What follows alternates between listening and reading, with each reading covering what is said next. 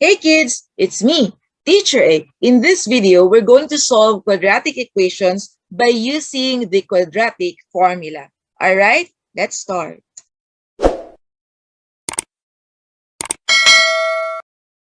Okay, so before we solve these three quadratic equations, it's nice to recall kung ano ba yung ating quadratic formula.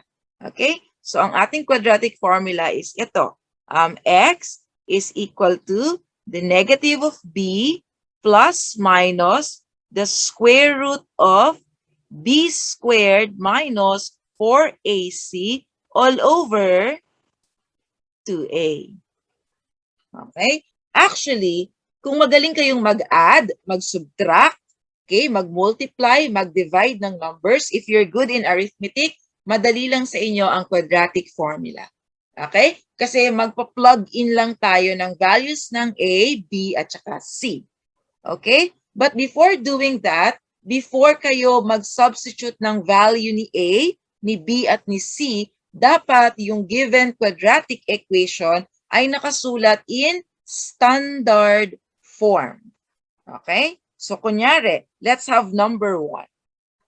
Okay? Let's have number 1. Okay? So, kita nyo, this is not yet in standard form. So, dapat gawin nyo muna siyang x squared plus 5x minus 14 equal to 0. Okay? Ito yung standard form. Okay? Tapos, saka nyo kukunin ang value ni A, value ni B, at value ni C. Sige nga, ano ang value ni A? 1. Okay? Anong value ni B? 5. Anong value ni C? Negative 14. Huwag niyong kakalimutan ang sign. Okay? Especially kapag negative. Okay? Kasi yun lang naman ang madalas nakakalimutan. Yung negative sign. So now, since we have the values for A, B, and C, we are now ready to use the quadratic formula. Eto. Okay? Magsa-substitute lang tayo dyan. So, we have x equals, sabi dito sa quadratic formula, negative b. So, let's do it. So, we have negative, ano ba yung b? 5. Okay? Plus, minus, the square root of, nakita nyo? Ito yon. Okay? B squared. So, again, ang b natin ay 5. So, we have b squared. So, 5 squared minus 4 times, ano yung a natin? 1 times C. Ano yung C? Negative 14.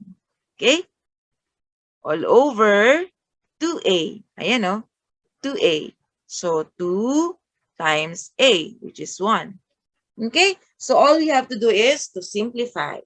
So, let's do it. So, this one is equal to, okay? So, negative 5. Ang isimplify muna natin yung nasa loob ng square root. Okay? So, let's do it. Square root of, what is 5 squared? 25. Okay? This is negative 4 times 1. So, you have negative 4 times negative 14. So, that becomes positive. Okay? So, gawin nyo sa scratch nyo. Ano ba ang 14 times 4? So, 16, carry 1. Okay, 4, 56. So, naka-plus 56 ito. Okay? Over 2. Okay? So, let's continue.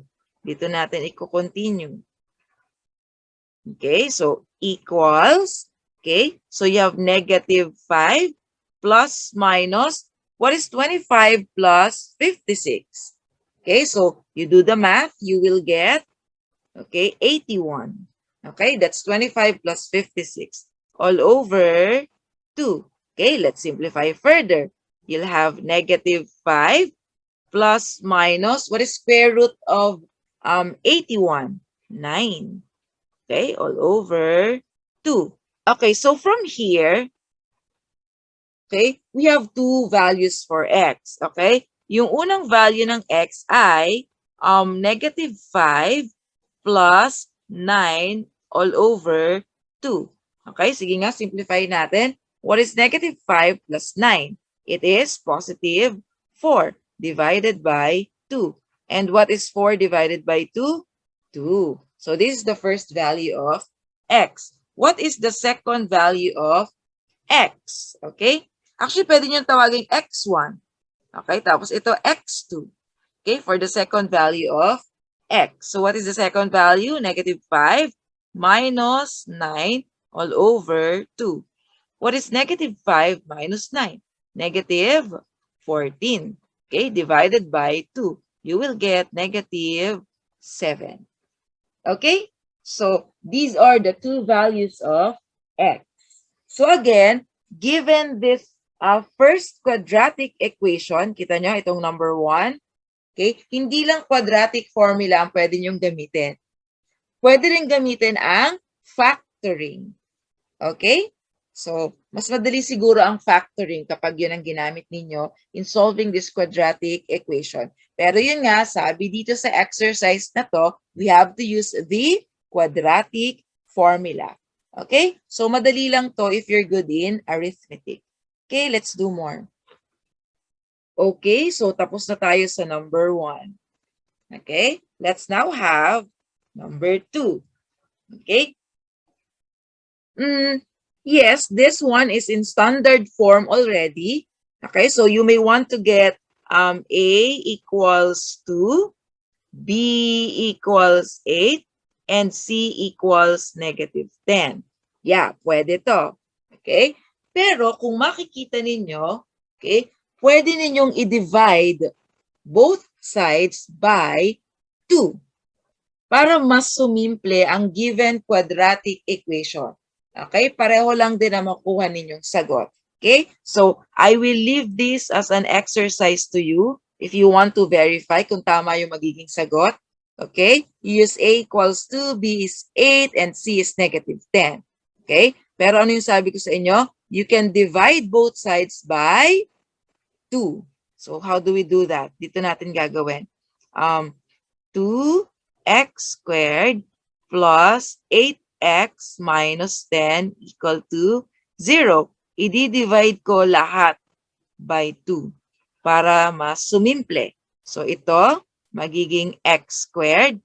Ito magiging 4x. Ito magiging negative 5 equals, what is 0 divided by 2? 0. O nakita nyo, mas simple. Yeah? Kasi dito, ang A na natin ay 1. Yeah? Ang B ay what? 4. Tapos ang C ay negative 5.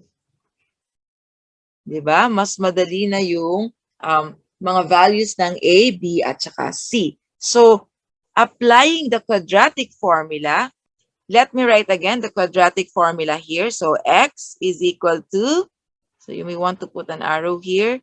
So, negative b plus minus the square root of b squared minus 4ac all over 2a. Okay, substitute natin. Negative b. So, what is b?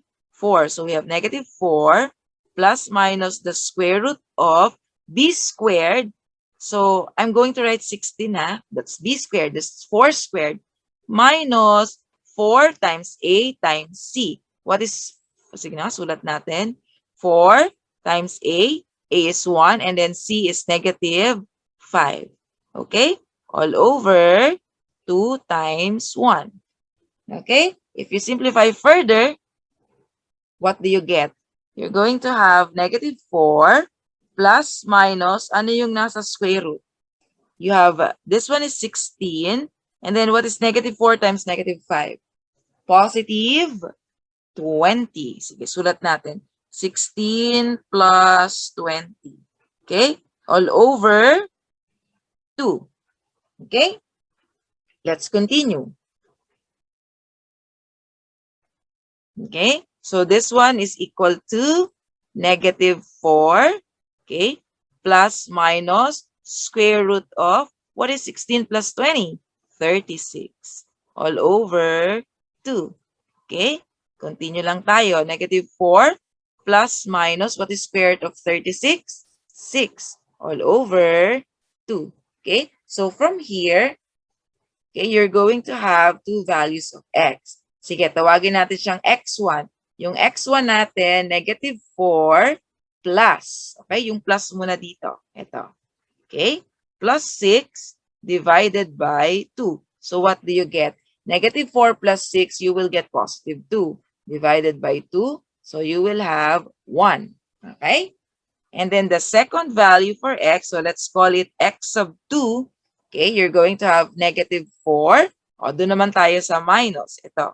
Okay, minus 6 all over 2. So what do you get? What is negative 4 minus 6? Negative 10. Divided by 2, you will get negative 5. Okay? So, yan yung mga values ng x para sa number 2. Okay? Let's have another example. Okay, let's try number 3. Okay.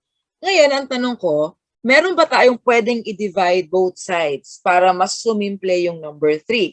Kasi kapag binalikan natin itong number 2, anong ginawa natin? Nag-divide tayo both sides by 2.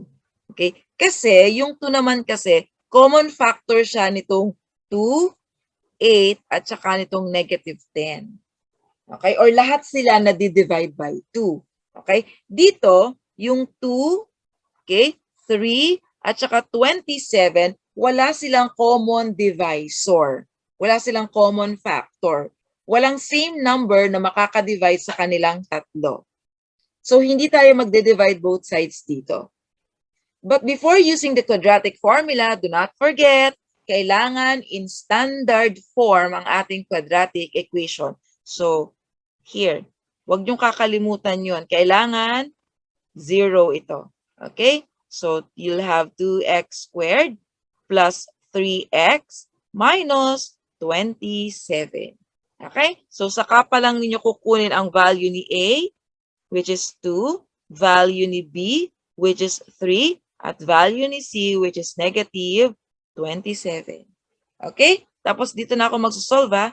Hindi for number 1, hindi for number 2. This is for number 3. Okay? So, x is equal to, sulat ulit natin ang quadratic formula para ma-memorize ninyo. Alright? So, ito ang quadratic formula.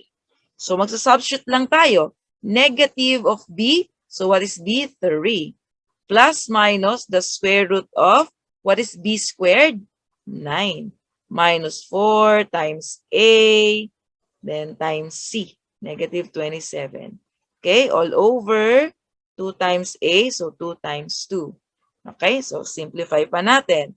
So negative 3 plus minus the square root of 9. Okay, what is the answer here?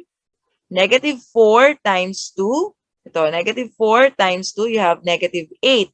Negative 8 times negative 27. So, positive yan. Okay? So, gagawin ko lang dito. 27 times 8. 56, carry 5. 8 times 2, 16. 16 plus 5, you will get 216. So, ito ay 216. Okay?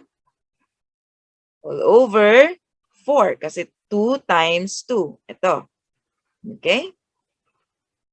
Simplifying further, so negative 3 plus minus the square root of, what is 216 plus 9? It is 225. Okay? Divided by 4. Let's continue. This is equal to negative 3 plus minus, what is the square root of 225? It is 15. Okay? All over 4. Okay? So from here, you have two values of x. Okay? Yung x1, that's negative 3 plus, ito yun ha? Okay? Plus 15 divided by 4. Okay? So sige nga, what is negative 3 plus 15? You will get 12 divided by 4. Okay? The answer is 3. Okay? Ano yung pangalawang value ng x? That's negative 3 minus 15. Ito yung minus. Okay? Divided by 4. What is negative 3 minus 15? You will get negative 18 divided by 4. Okay? So you don't stop there. You have to write negative 18 over 4 to its simplest form. And that is negative 9 over 2. Okay? This is the second value of x. Okay, so that's how you solve quadratic equations using the quadratic formula. Okay, so I think that's it. I hope you learned something from this video. Please don't forget to like this video, share this video to your friends, and please do subscribe to my channel for more videos like this. Okay, see you on my next video.